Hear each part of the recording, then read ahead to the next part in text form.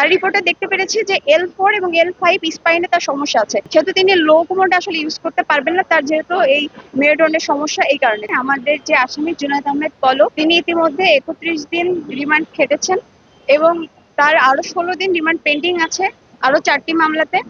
সেটা হচ্ছে মঞ্জুরকৃত রিমান্ড।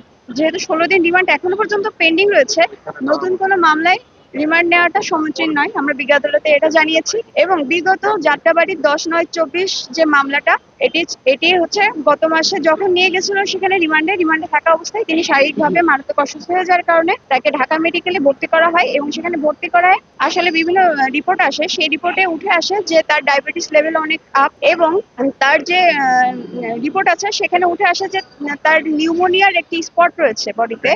আর এখন যেহেতু ঠান্ডা পড়ছে সেহেতু এটা তার জন্য অনেক অ্যালার্মিং।